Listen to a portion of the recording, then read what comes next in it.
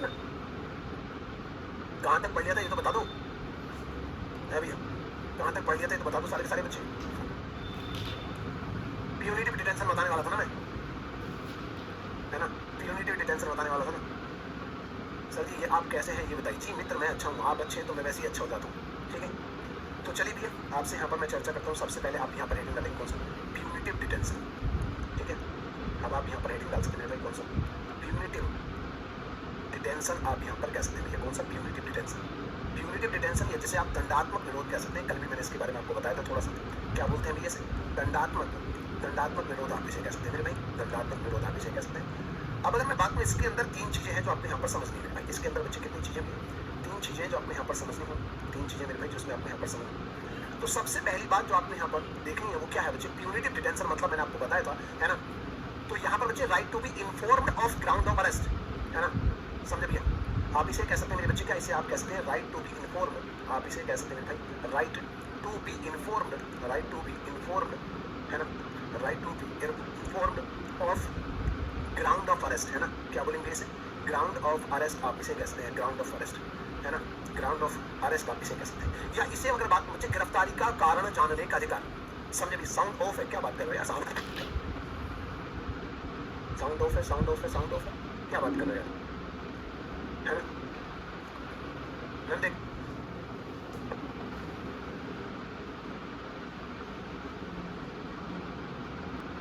हाँ जी, देखने पर साउंड ओके है क्या। तो यहाँ पर अगर मैं आपसे, अनमोल भैया साउंड ऑफ ना, तुझे अकेले भी साउंड ऑफ दिख रही है यार, कम से कम देख ले एक बार, अपने कानों को ठीक कराओ थोड़ा सा यार दोस्त, बाकी सबको ठीक है, बाकी सब नहीं क्लियर, केवल आपकी दिक्कत है, इसका मतलब समझ जाओ यार। तो इसे बोलेंगे गिरफ्तारी का कारण जानने का अधिकार, क्या बोलेंगे इसे आप कह सकते हैं मेरे बच्चे, क्या इसे आप कह सकते हैं गिरफ्तारी का कारण जानने का अधिकार, है ना, कारण जानने का अधिकार, गिरफ्तारी का कारण जानने का अधिकार आप इसे कह सकते हैं, गिरफ्तारी का कारण जानने का अधिकार आप इसे कह सकते हैं। इस बात को अच्छे से आप लोग यहाँ पर याद रखें। क्या बोलेंगे बच्चे, इसे आप कह सकते हैं गिरफ्तारी का कारण जानने का अधिकार, या right to be informed of ground of arrest. किस वजह से आपको गिरफ्तार किया जा रहा है वो वजह कम से कम पता हो, कि अगर पुलिस मुझे गिरफ्तार करने आई है, आपको गिरफ्तार करने, आपको इस बात का तो पता हो, आपको ये अधिकार है, आप पूछे क्यों गिरफ्तार किया जा रहा है मुझे, है ना, आपका वारंट दिखाइए मुझे, ये जानकारी आप यहाँ पर कह सकते हैं। ऐसा नहीं कि पुलिस को गिरफ्तार करने आई और छत कूद के भाग गए, पैर में तुड़वा ली, है ना, ये सब नहीं करना बच्चे। आपको पूरा अधिकार है, आप ग्राउंड ऑफ अरेस्ट आप जाने कि किस कारण से मुझे गिरफ्तार किया जा रहा है, समझ गए मेरे भाई। तो इस तरीके पूरा प्रॉपर वारंट चाहिए होता है गिरफ्तारी का, समझ गए या नहीं। तो ये पहला अधिकार है जो आपको यहाँ पर दिया गया है कि आप कारण जानिए, है ना, आप पूछिए क्यों गिरफ्तार कर रहे हैं, पूछिए अरेस्ट वारंट आपका कहाँ पर है। अगर मैं आपसे यहाँ पर चर्चा करूँ, दूसरा आपको कौन सा अधिकार मिलता है यहाँ पर, दूसरा कौन सा अधिकार मिलता है, तो आप यहाँ से कह सकते हैं क्या कि right to consult a legal practitioner, आप इसे क्या कह सकते हैं मेरे बच्चे, आप इसे कह सकते हैं right to consult, right to consult, right to consult a legal practitioner, a legal practitioner आप इसे कह सकते हैं, लीगल प्रैक्टिशनर कह सकते हैं। या आप इसे कह सकते हैं पसंद के वकील से सलाह का अधिकार, क्या बोलेंगे मेरे भाई से, इसे आप बोलेंगे पसंद के वकील से, पसंद के वकील से, पसंद के वकील से सलाह का अधिकार, है ना, सलाह का अधिकार आप इसे कह सकते हैं, पसंद के वकील से सलाह का अधिकार आप इसे कह सकते हैं, ठीक है। कि भाई जो भी आप जैसे मान लेते हैं आपके ऊपर कोई केस हो गया, तो आपने मन पसंदीदा वकील से आप सलाह दे सकते हैं। पसंद का वकील का मतलब ये नहीं है कि आप जो है मान लेते हैं बच्चे, ये पसंद के वकील का मतलब ये हो कि आप जो है जाएं, है ना, आप कोर्ट में जाएं, वहां पर सुंदर सी कन्या तलाश लें जिसके बाल लंबे हो, आंखें झील सी नीली आंखें हो, कटीली सी, है ना, रंग सुंदर हो, गोरा हो, है ना, समझ रही है, तो घुंघराले बाल हो, चश्मे लगाए हो, मतलब ऐसा कुछ भी, मतलब ऐसा मैं बता नहीं एग्जाम्पल दे रहा हूँ। तो आपको शादी थोड़ी करनी मेरे भाई, आपको शादी थोड़ी करनी बच्ची। तो मेरे भाई यहाँ पर कहने का मतलब सिर्फ इतना सा है कि पसंद का वकील का मतलब है जो आपको केस जितवा सके, ऐसा वकील जिस पर आपको ट्रस्ट हो कि ये व्यक्ति मुझे केस जितवा सकता है, ऐसा कोई भी वकील आप रख सकते हैं, और उसका पैसा आपको खुद देना पड़ेगा, उसकी फी वगैरह आपको देनी पड़ेगी, ठीक है। हालांकि जब आप चाहें, आप खुद चाहें तो खुद भी अपने केस की वकालत कर सकते हैं। मतलब जैसे मान लेते हैं बच्चे कि अगर मान लेते हैं आप में से एक बच्चे का नाम है गुलजार राजपूत, गुलजार राजपूत मान लेते हैं कोर्ट में जाते हैं, है ना, कोई केस होता है, तो जो जज है वो आपसे पूछेगा कि आप अपना केस खुद लड़ेंगे या कोई आपकी तरफ से जो है, मतलब आपको आपका केस कोई रिप्रेजेंट करेगा या कोई आपका जो वकील वगैरह है क्या, तो आप खुद भी कह सकते हैं कि मैं अपना केस खुद लड़ूंगा, मैं अपना केस खुद लड़ूंगा। समझ गए मेरे भाई इतनी बात, बहुत बढ़िया, है ना, है ना, समझे मेरे भाई, बहुत बढ़िया, इतनी बातें क्लियर होगी दोस्तों कि पसंद के वकील से आप कोई भी सलाह ले सकते हैं। और तीसरा आपका यहाँ पर क्या है कि राइट टू बी प्रोड्यूस, आप इसी तीसरे को बोलेंगे right, right to be produce, to be produce, right to be produce before magistrate, before magistrate, before magistrate, right to be produce before magistrate with in 24 hour, with in 24 hour of arrest आप इसे कह सकते हैं, है ना, within 24 hour of arrest आप इसे कहते हैं, ठीक है भैया, विदिन 24 आवर ऑफ अरेस्ट। मतलब आप कह सकते हैं गिरफ्तारी के 24 घंटे के अंदर मजिस्ट्रेट के सामने पेश करना। क्या बोलेंगे भैया? तीसरा अधिकार आपको यहाँ पर मिलता है क्या, कि गिरफ्तारी के 24 घंटे के अंदर, गिरफ्तारी के 24 घंटे के अंदर, गिरफ्तारी के 24 घंटे के अंदर, है ना, मजिस्ट्रेट के सामने पेश करना। मेरे भाई इस बात को याद रखना कि भैया मजिस्ट्रेट, है ना, मजिस्ट्रेट के सामने पेश करना, मजिस्ट्रेट के सामने पेश करना मेरे भाई आप इसे कह सकते हैं बच्चे, मजिस्ट्रेट के सामने पेश करना। समझ गए इतनी बात? हाँ जी भैया, समझ गए मेरे भाई इतनी बात? तो मेरा कहने का मतलब है बच्चे, आप यहाँ से कह सकते हैं गिरफ्तारी के 24 घंटे के अंदर आपको मजिस्ट्रेट के सामने पेश करना होगा। लेकिन जो मजिस्ट्रेट के सामने आप पेश करेंगे, सर जी कौन सा आर्टिकल पढ़ा रहे हैं? ओह माय गॉड, है भैया, इसका मतलब तुम रेगुलर क्लास में लेते है ना, इसका भैया मैं भाई 999 में आर्टिकल पढ़ा रहा हूँ, संध्या में कमर में पहुंची मारूंगा बहुत तेज, रेगुलर क्लास अटेंड कर लिया करो नालायकों, है समझ के देख के आया करो, कम से कम पिछली पीडीएफ तो देख के आ ही जाया करो। क्यों भैया, कल जहां से छोड़ा था वहीं से पढ़ा रहे, आर्टिकल 22 पढ़ रहे हैं, ऐसी बात करोगे, है ना, मैं रो दूंगा, बहुत तेज वाला रोऊंगा ना, बहुत तेज वाला रोऊंगा, आंसुओं के साथ पूरा स्टूडियो जो है पानी पानी हो जाएगा। तो बच्चे गिरफ्तारी के 24 घंटे के अंदर आपको मजिस्ट्रेट के सामने पेश करना होगा, और यहीं पर आपको इस बात को समझना है बच्चे कि इसमें जो आने जाने का समय छोड़कर कैसे करें, समझ भैया? तो आप यहाँ पर कह सकते हैं, आप यहाँ पर कह सकते हैं मेरे भाई, क्या आप यहाँ पर कह सकते हैं कि आने जाने का समय छोड़कर, आने जाने का समय छोड़कर, इसका क्या मतलब ये आपको समझाता हूँ। आने जाने का समय छोड़कर आप इसे कह सकते हैं मेरे भाई, आने जाने का समय छोड़कर आप यहाँ से कह सकते हैं। क्लियर है मेरे भाई? क्लियर है मेरे बच्चे की बात, के आने जाने का समय छोड़कर आपको यहाँ पर, है ना, इस बात को याद रखेंगे, समझे भैया? समझे? ठीक है। अब इस बात का मतलब क्या है, जैसे मान लेते हैं, जैसे मान लेते हैं आप में से बच्चे का नाम है गोविंद, मान लेते हैं जैसे आप में से बच्चे का नाम गोविंद, अब गोविंद जो है भैया रोमियो बन रहे थे, है ना, समझे भैया? गाना था ना कुछ पानी संधू का, है कि आगे पीछे जो है मुंडे बने, तेरे बने रोमियो, है ना, समझे भैया? तो ये रोमियो बने घूम रहे थे बच्चे, रोमियो बने घूम रहे थे। अब वहां पर यूपी सरकार में तो आपका रोमियो स्क्वाड है, यूपी सरकार के, यूपी पुलिस के द्वारा स्टार्ट की, ले बेटे बम उठा लिया गोविंद को पुलिस के बाहर जो है, तो घने मजनू बने घूम रहे थे, ठीक है भैया? अब यहाँ पर इन्हें गिरफ्तारी होती है, गोविंद की गिरफ्तारी हो जाती है बच्चे, गोविंद की गिरफ्तारी हो जाती है ना, छेड़खानी के केस में, है ना, छेड़खानी के केस में, और ये स्कूल से उठाए थे, है ना, किसी कॉलेज के बाहर से नहीं उठाया, यहाँ पर लेकर गए थाने में, थाने से फिर इन्हें लेके जाना है कहाँ पर, कोर्ट लेके जाना है, थाने से कहाँ पर लेके जाना भैया, कोर्ट लेकर जाना है, थाने से कहाँ पर लेके जाना है मेरे भाई, कोर्ट लेकर जाना है, ठीक है? अब कोर्ट, अब यहाँ पर मेरे भाई तो सोचिए कि गिरफ्तारी के स्थान से थाने लेकर गए, यहाँ पर मान लेते 30 मिनट, कैसे मान लेते बच्चे, 30 मिनट इन्हें लग जाते हैं ना, 30 मिनट इन्हें लग जाते हैं, ठीक है? अब गोविंद की फैन फॉलोइंग थी, है ना, गोविंद की फैन फॉलोइंग थी भाई, ठीक ठाक, लोगों ने विरोध किया, गोविंद ने पुलिस का विरोध किया, है ना, समझे? गोविंद का विरोध, मतलब सरकार पुलिस का विरोध किया, ऐसे कैसे हमारा नेता कैसा हो, गोविंद जैसा हो गए, तो यहाँ पर जो भाई, और यहाँ से थाने तक कोर्ट ले जाने में 1 घंटा, मतलब 30 मिनट आपके यहाँ पर लग जाते हैं, 1.30 आवर आपके यहाँ पर लग जाते हैं, ठीक है भैया? अब ये 2 घंटे लगे आने जाने में मेरे भाई, 2 घंटे लगे, और पुलिस कहती है भैया हमें 24 घंटे चाहिए, पुलिस कहती है हमें मतलब, तो अगर मान लेते गोविंद को गिरफ्तार किया था, है ना, तड़के मान लेते सुबह 11 बजे गोविंद को गिरफ्तार किया था, सुबह 11 बजे, है ना, और तारीख मान लेते, तारीख कितनी मान लेते बच्चे, 23 जून को गिरफ्तार किया था, 23 जून को गिरफ्तार किया, तो यहाँ पर कोर्ट तक में 24 घंटे कब होंगे, तो 11 AM पर ही होंगे, और 24 जून को होंगे, 24 जून को देखा जाए 24 घंटे तो इस समय पर यहाँ तक कोर्ट में पेश करना था, लेकिन पुलिस करी कि आने जाने का समय हम नहीं मानेंगे भाई, तो इसका मतलब पुलिस करी 2 घंटे में इसमें बर्बाद हुई, इसका मतलब 2 घंटे में एक्स्ट्रा चाहिए, तो पुलिस इन्हें जो है 1 PM तक इन्हें कोर्ट में पेश करना पड़ेगा, 1 PM तक, समझे मेरे भाई इतनी बात? बफरिंग हो रही क्या, कुछ बच्चे करें? हाँ जी, इतनी बातें क्लियर होगी, तो इतनी बातें क्लियर हुई मेरे भाई, है ना? बफरिंग हो रही, अभी भी हो रही क्या? अभी भी बफरिंग हो रही है,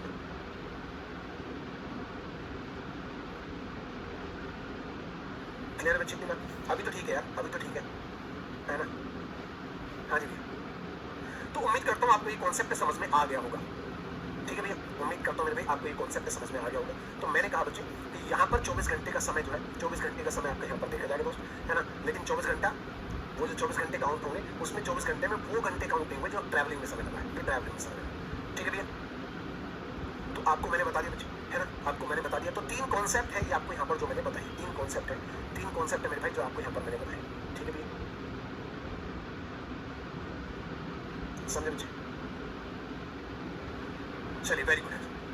अब देखते हैं बच्चे इसके आगे की कहानी समझते हैं मेरे भाई, अब इसके थोड़ा सा आगे की कहानी समझते हैं। आगे की कहानी क्या कहती है बच्चे? बाकी की कहानी क्या कहते हैं बच्चे। अब हम बात करेंगे प्रिवेंटिव डिटेंशन के बारे में, ठीक है, समझे भैया। तो अब आप यहाँ पर देखो बच्चे कौन सा प्रिवेंटिव डिटेंशन। अब आप यहाँ पर हेडिंग डाल दो मेरे भाई, कौन सा प्रिवेंटिव डिटेंशन, है ना। प्रिवेंटिव डिटेंशन आप इसे कह सकते हैं, प्रिवेंटिव डिटेंशन आप इसे कह सकते हैं, प्रिवेंटिव डिटेंशन, या जैसे बोलेंगे बच्चे क्या, इसे आप कह सकते हैं निवारक निरोध, आप इसे कह सकते हैं, कौन सा निवारक निरोध मेरे भाई, आप इसे कह सकते हैं कौन सा निवारक निरोध। तो प्रिवेंटिव डिटेंशन के बारे में आपसे यहाँ पर हम चर्चा करेंगे, किसके बारे में, प्रिवेंटिव डिटेंशन के बारे में आपसे यहाँ पर चर्चा करेंगे, ठीक है। प्रिवेंटिव डिटेंशन के बारे में आपसे यहाँ पर बातचीत करना है, ठीक है ना, समझ लिया। अब अगर मैं बात करूँ प्रिवेंटिव डिटेंशन क्या होती है, मैंने आपको कल भी बताया था। प्रिवेंटिव डिटेंशन वो चीज है कि जब आपने क्राइम किया नहीं है, आप करने का प्लान कर रहे थे, तो उसी समय पर आपको गिरफ्तार कर लिया जाए। इसे आप कह सकते हैं क्राइम करने की संभावना के आधार पर गिरफ्तारी, है ना, समझे भैया। वाह, ये बहुत अच्छा था सर, आप मेरी बात नहीं सुनते फिर भी आप बहुत स्मार्ट हो। क्षमा चाहता हूं, मैं आपकी बात नहीं सुन पाया, है ना, समझे भैया, समझे मेरे भाई। तो मित्र बंधु सखा मैं अगर आपसे यहाँ पर चर्चा करूं, अगर मेरे बच्चे मैं अगर आपसे यहाँ पर चर्चा करूं, इसे क्या बोलेंगे, इसे बोलेंगे क्राइम करने की संभावना के आधार पर, आप इसे बोलेंगे क्राइम करने की संभावना के आधार पर गिरफ्तारी, है ना, क्राइम करने की संभावना, क्राइम करने की संभावना के आधार पर, संभावना के आधार पर, क्राइम करने की संभावना के आधार पर गिरफ्तारी, आधार पर गिरफ्तारी, क्राइम करने की संभावना के आधार पर गिरफ्तारी कह सकते हैं, है ना, क्राइम करने की संभावना के आधार पर गिरफ्तारी, आप इसे कह सकते हैं क्राइम करने की संभावना के आधार पर गिरफ्तारी। तो अगर मैं आपसे यहाँ पर चर्चा करूँ, इसे क्या बोलेंगे, क्यों होती है क्राइम करने की संभावना के आधार पर गिरफ्तारी, तो मेरे बच्चे से बोलेंगे ये आप कह सकते हैं to prevent possible commitment of crime, आप इसे कह सकते हैं मेरे बच्चे क्या है, ये गिरफ्तारी क्यों होती है, तो क्राइम करने की संभावना के आधार पर, तो आप इसे कह सकते हैं to prevent possible commitment of crime, possible commitment of crime, possible commitment of crime, आप इसे कह सकते हैं पॉसिबल कमिटमेंट ऑफ क्राइम, या यूं कह सकते हैं क्राइम करने की संभावना के आधार पर गिरफ्तारी होती है, क्या बोलते हैं ये, क्राइम करने की संभावना के आधार पर गिरफ्तारी। इसका जो मोटिव है ना, कि ये इसका मोटिव है आपको क्राइम करने से रोकना, समझे भैया। इसका मतलब बच्चे क्या है कि आपको सीधी सी बात आप यहाँ से कह सकते हैं बच्चे, कि आपको सीधी सी बात कैसे बचेगा, आपको यहाँ पर कैसे बचेगा, कि यहाँ पर अगर मैं बात पूछे, यहाँ पर इसका मोटिव है आपको क्राइम करने से रोकना। तो क्या ऐसा कर सकते हैं कि मैं इल्जाम लगा दूं कि प्रियंका गुप्ता मेरे चाकू मारने की सोच रही थी, क्या मैं ऐसा इल्जाम लगा सकता हूँ कि मान सिंह जो है ना, मान सिंह ये इल्जाम लगाए कि सर जो है प्रिंस जो है मुझे चट्टू मारने को कह रहे थे, इन्हें गिरफ्तार कर लो, समझे भैया। ये अर्जुन इल्जाम लगने, या मान लेते मैं इल्जाम लगाऊं कि सर ये जो अर्जुन है मुझे मारने की प्लानिंग कर रहे थे, हैं, समझे भैया। या मतलब ऐसा कुछ इल्जाम लगाया जा सकता है किसमें, है भैया, ऐसा कुछ इल्जाम, हाँ जी। या मान लेते कोई पति कोर्ट में जाके मतलब पुलिस में जाके पहुंच जाए कि सर देखो मेरी पत्नी जो है नीला ड्रम लेकर आई, नीला ड्रम आज ही खरीद के लेकर आई है, ये पक्का जो है प्लान कर रही है, तो क्या ऐसे गिरफ्तार कर सकते हैं किसी को, क्या ऐसे गिरफ्तार कर सकते हैं, नहीं भाई, ऐसे तो कोई भी कुछ भी कह देगा, ऐसे तो कोई भी कुछ, ये प्लान कर रहा था, गिरफ्तार कर लो, गिरफ्तार कर लो, वाह बेटे मुझको, अच्छा तुम ऐसा प्लान कर रहे हो, हे प्रभु, हे हरिराम, हे जगन्नाथ, है, चलो इतनी बातें क्लियर हो। तो यहाँ पर कुछ ना कुछ तो वो आधार होगा, कुछ ना कुछ तो वो आधार होगा कि भाई इस बात पे गिरफ्तार करेंगे, बस बाकी आधार पर नहीं, बाकी आधार पर नहीं, ठीक है। तो यहाँ पर ग्राउंड ऑफ अरेस्ट क्या होंगे, जब आपको इस आधार पर गिरफ्तार किया जाता है कि आप क्राइम करने वाले थे, तो यहाँ पर उस समय पर ग्राउंड ऑफ अरेस्ट क्या होंगे, इस समय पर मेरे भाई ग्राउंड ऑफ अरेस्ट क्या होंगे, ये आपको यहाँ पर बताना है, ये आपको बताना मेरे भाई, इस समय पर ग्राउंड ऑफ अरेस्ट आपके यहाँ पर क्या होंगे, ग्राउंड ऑफ अरेस्ट आपके यहाँ पर क्या होंगे, मतलब गिरफ्तारी के आपके यहाँ पर आधार क्या होंगे, इस बारे में आप चर्चा करेंगे, इस बारे में आप चर्चा करेंगे, हाँ जी, समझ लिया, हाँ जी। तो अगर मैं आपसे चर्चा करूं बच्चे, ये जो आधार है, इसके कुछ ना कुछ आधार है, ऐसा नहीं कि आंख बंद करके कोई कुछ भी कह दे, सर पड़ोसी जो है मेरे बारे में षड्यंत्र रच रहा है, गिरफ्तार करो, नहीं भी। अगर मान लेते कोई सिक्योरिटी ऑफ स्टेट से खेलता है, सिक्योरिटी ऑफ द स्टेट, अगर मान लेते बच्चे, अगर मान लेते मुस्कान कुछ ऐसा प्लान कर रही है, या अंकिता कुछ ऐसा प्लान कर रही है, या आर्यन कुछ ऐसा प्लान कर रही है कि देश की सुरक्षा को खतरा उत्पन्न हो जाए, तब आपकी गिरफ्तारी हो सकती है बच्चे, है ना, क्राइम करने की संभावना के आधार पर या शक के आधार पर गिरफ्तारी आपके यहाँ पर की जा सकती है, क्लियर है। या फिर मेरे भाई, है ना, या फिर बच्चे आप कह सकते हैं मेंटेनेंस ऑफ पब्लिक ऑर्डर कह सकते हैं बच्चे, यहीं पर आप क्या समझिए कौन सा मेंटेनेंस, मेंटेनेंस स्पेलिंग ठीक है क्या, और public order, of public order आप इसे कह सकते, पब्लिक ऑर्डर आप इसे कह सकते।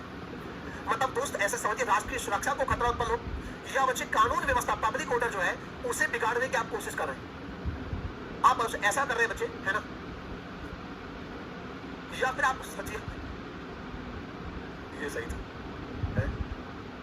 ये सही था, पर जी आप इतने अच्छे क्यों, मैं पता नहीं, मतलब ऐसा समझ लीजिए कि हर व्यक्ति हर किसी की गुड बॉक्स में नहीं होता, किसी के लिए अच्छा होता है तो किसी के लिए बुरा होता है ना?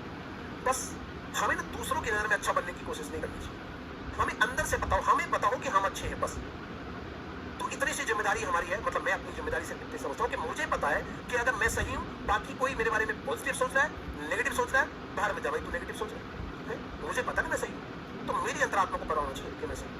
और अक्सर ऐसा होता है कि जब तुम अच्छा करते हो तो मैक्सिमम लोगों को जो है वही पॉजिटिव वाइब्स आ रही होती है, कुछ एक अपवाद तो हर जगह पर देखने को मिलते हैं। चलिए आगे बढ़ते हैं बच्चे, है ना, आगे बढ़ते हैं मेरे भाई, बाकी मैं अपनी तरफ से बेस्ट कोशिश करता हूँ। तो मेंटेनेंस ऑफ पब्लिक ऑर्डर मैंने बता दिया। तीसरा मैंने बता दिया कि भैया एक तरीके से मतलब creating obstacle in essential goods and services, है ना, एक तरीके से कैसे मुझे एसेंशियल गुड्स एंड सर्विसेज आप यहाँ पर लिखिए, एसेंशियल गुड्स एंड सर्विसेज में बाधा उत्पन्न करना, बाधा उत्पन्न करना, बाधा उत्पन्न करना। क्या मतलब इस तीसरी वाली बात का क्या मतलब है जी भैया मेरे बच्चे? इस बात का मतलब है कि अगर आप जो अनिवार्य वस्तु और सेवा की, है ना, सप्लाई में बाधा उत्पन्न करना, ये क्या हुआ? जैसे कि अगर मैं बात पूछे अनिवार्य वस्तु एवं सेवाओं में एक तरीके से बाधा उत्पन्न करना, इसे आप कैसे हिंदी में अनिवार्य वस्तु और सेवाओं में बाधा उत्पन्न करना। अब इसका एक एग्जांपल आपको देता हूं, है ना, समझे भैया, समझे बच्चे?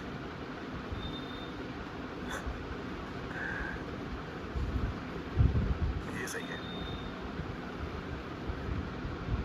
विशाल सिंह, सर मैं आपको किडनैप करने का प्लान कर रहा हूँ, तो क्या मैं अरेस्ट हो जाऊंगा? किडनैप करके फायदा क्या है दोस्त, ये तो बताइए, है ना? कुछ बड़ा सा किडनैप करिए, कुछ मोटी आसामी को किडनैप करिए। मैं तो तुच्छ सा प्राणी यार है, मैं तो तुच्छ सा प्राणी, मुझे किडनैप करके आपको क्या ही मिलेगा, है ना? फालतू में आप किडनैप करेंगे, मैं वहीं पे आपकी कोहनी मार दूंगा, तो मैं वहीं पे कोहनी मार दूंगा, वहाँ पे पढ़ाई की बात करूँगा, वहाँ पे पूछ लूँगा तुम्हें आर्टिकल 22 क्या है, 21 क्या है, फिर आप इरिटेट होंगे, मतलब फालतू में किस आदमी को किडनैप कर लिया है, जीएस पूछने पर लग रहा है किडनैप हो गया, उसका डर नहीं है,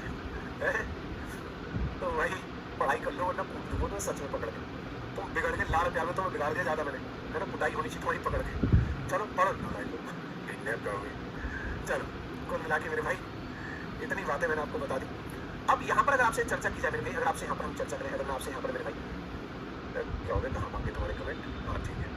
तो बच्चे अगर इसका एक एग्जाम्पल मैं आपके दूँ, इसका एक एग्जाम्पल मैं अगर आपको दूँ बच्चे, ठीक है भाई, अगर मैं एग्जाम्पल दूँ, जैसे मान लेते हैं आप में से एक बच्ची का नाम है साक्षी, आप में से एक बच्ची का नाम है आकांक्षा, आप में से एक बच्ची का नाम है आकांक्षा। वहीं पर अगर मैं आपसे चर्चा करूँ, है ना, आप में से एक बच्चे का नाम है ना, क्या नाम है भाई, अर्जुन, है ना, आप में से एक बच्चे का नाम भैया कौन सा, अर्जुन, आप में से एक बच्चे का नाम है, और क्या भैया, सुधांशु भटनागर, मान लेते हैं आप में से एक बच्चे का नाम है सुधांशु। अब ये लोग मिलके प्लानिंग कर रहे थे, क्या प्लानिंग कर रहे थे, ये मिलके प्लानिंग कर रहे थे क्या कि यार बहुत दिन हो गए वैकेंसी नहीं निकली है, सरकार से आगे तंग, गुस्सा दिमाग में भरा पड़ा है, समझे भैया, कि आग लगा देंगे, आग लगा देंगे, है भैया। तो मेरे भाई यहाँ पर सुधांशु कहते हैं कि यार एक काम करते हैं, सरकार को तंग कर देते हैं, बहुत दिनों के दिमाग खराब करते रहते हैं। तो साक्षी ने बताया कि काम करो, मेरे घर में जो है जल बोर्ड में बहुत सारे लोग हैं, रिश्तेदार भी बहुत सारे जल बोर्ड में, है ना, सबने जो है सबके पास एक ही जुगाड़ था, सबने पैसे दे देकर सब जल बोर्ड में लग गए, होता ऐसा कह नहीं रहा हूँ, मजाक कर रहा हूँ। तो मान लेते हैं उनका जल बोर्ड, दिल्ली जल बोर्ड में बहुत सारे लोग हैं मेरे जानने वाले, तो क्यों ना हम क्या करें कि दिल्ली में पानी की सप्लाई करोगे दे।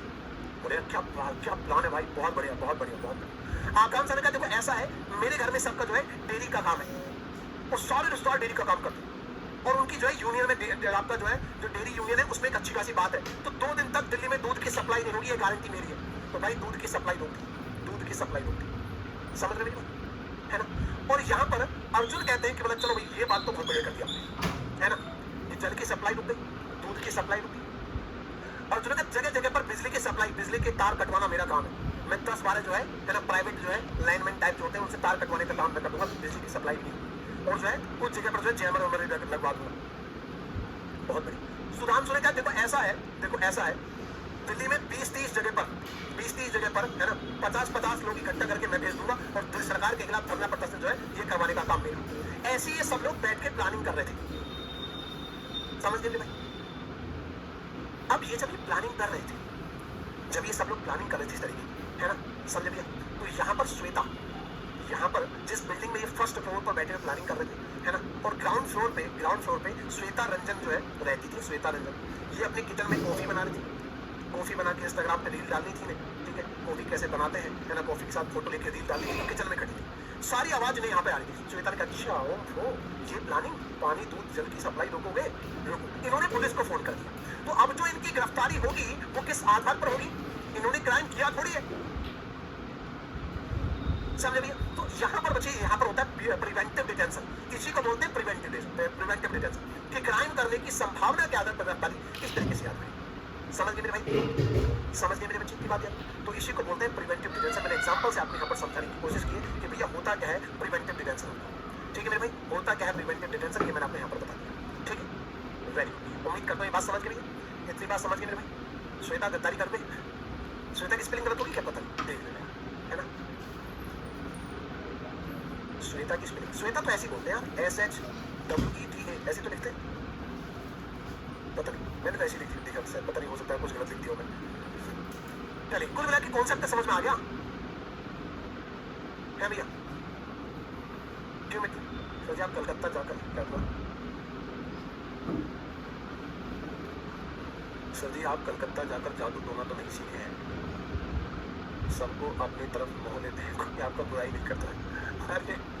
अरे ऐसा नहीं है, जादू टोना आता मुझे तो यार बहुत अच्छी बात थी, वैसे यार आना चाहिए था ना, आना तो चाहिए, ऐसी चीज़ है। ग्राउंड ऑफ अरेस्ट मैंने आपको बता दिया क्या है ग्राउंड ऑफ अरेस्ट। अब ये तो मैंने आपको ये बताया कि प्रिवेंटिव डिटेंशन में होता क्या है। अब यहाँ पर बात करते हैं जो आपकी गिरफ्तारी होती है वो कितनी होती है, प्रावधान आपका यहाँ पर क्या है बच्चे, है ना, प्रावधान आपका यहाँ पर क्या है। अब उस पर बात कर लेते हैं, अब मैं उस पर बात कर लेता हूँ। अगर आपने कितना आप लोगों ने यहाँ पर समझ लिया मेरे बच्चे, अगर इतना आप लोगों ने यहाँ पर समझ लिया है, इतना आप लोगों ने समझ लिया, ठीक है भैया मेरे बच्चे, अगर इतना आप लोगों ने यहाँ पर समझ लिया है तो अब थोड़ा सा आगे बात कर लेते हैं, थोड़ा सा आगे चर्चा कर लेते हैं इसके बारे में। अब इस केस में होगा क्या मेरे भाई, इस केस में होगा क्या कि आप कह सकते हैं इसमें प्रोविजन क्या है कि नो डिटेक्टर, इसे अगली स्लाइड में लिख लेते हैं, अगली स्लाइड में लिख लेते हैं, अगली स्लाइड में लिख लेते हैं। अगर आपने इतना लिख लिया तो मेरे भाई अगली स्लाइड में लिख लेते हैं। तो यहाँ पर क्या प्रावधान है, यहाँ पर प्रावधान क्या है, अब उस पर थोड़ी सी बात कर लेते हैं। इसमें प्रोविजन क्या किया गया, इसमें क्या प्रावधान किया गया, उस पर बात करते हैं। तो इसे आप कह सकते हैं मुझे no detention more than 3 months, आप इसे कह सकते हैं भैया no detention more than 3 months, more than 3 months आप इसे कह सकते हैं, ठीक है भैया, मोर देन 3 months आप इसे कह सकते हैं। मतलब आप इसे बोलेंगे कि 2 महीने से अधिक गिरफ्तारी नहीं की जा सकती।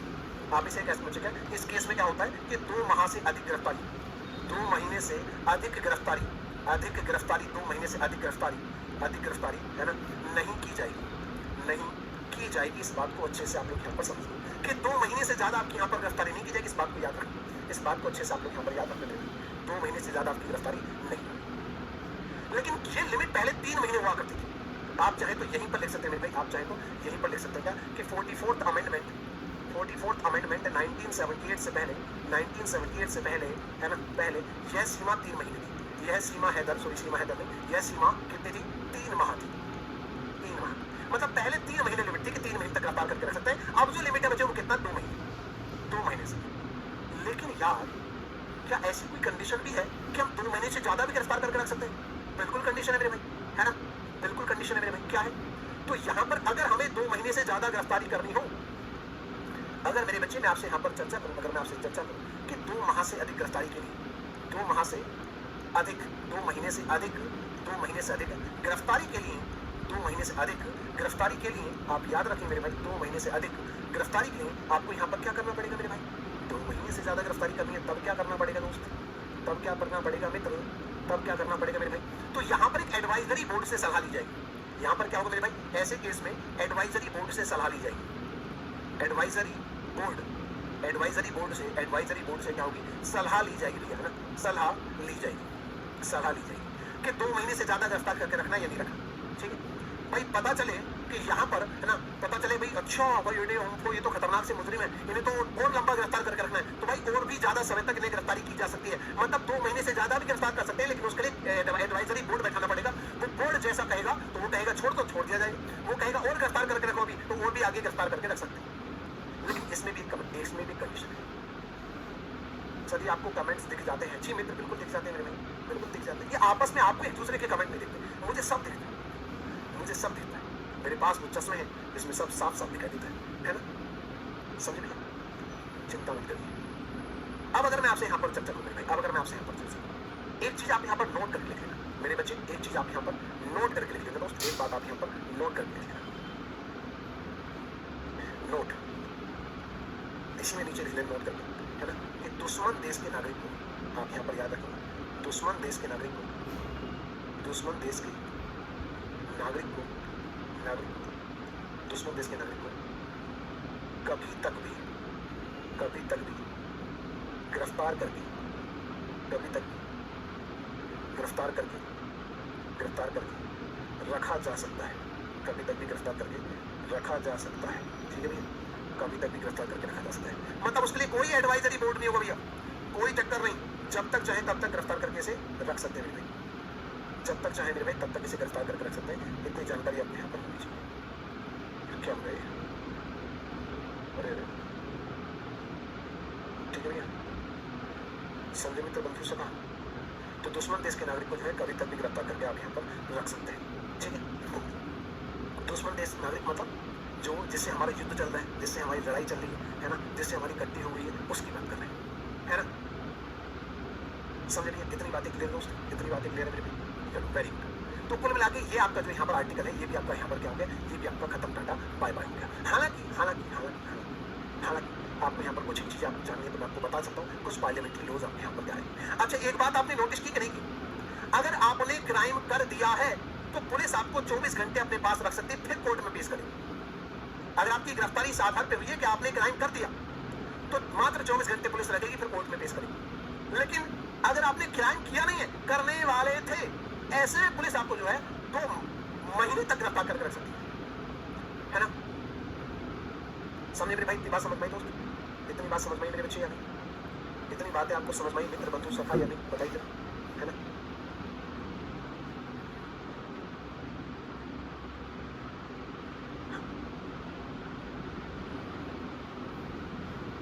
सरोज यादव जी मित्र, धन्यवाद, आपने बहुत अच्छा मैसेज लिखा है, धन्यवाद मेरे भाई। तो बच्चे अगर मैं आपसे यहाँ पर चर्चा करूँ, अगर मैं आपसे चर्चा करूँ, है ना, ये आपके प्यार का ही परिणाम है मित्र, ना?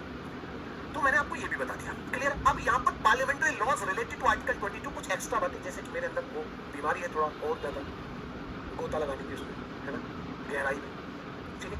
तो अब आप यहाँ पर कैसे बच्चे, अब आप यहाँ से कैसे parliamentary laws related to article 32, आप यहाँ पर हेडिंग डाल दो मेरे भाई, कौन सा?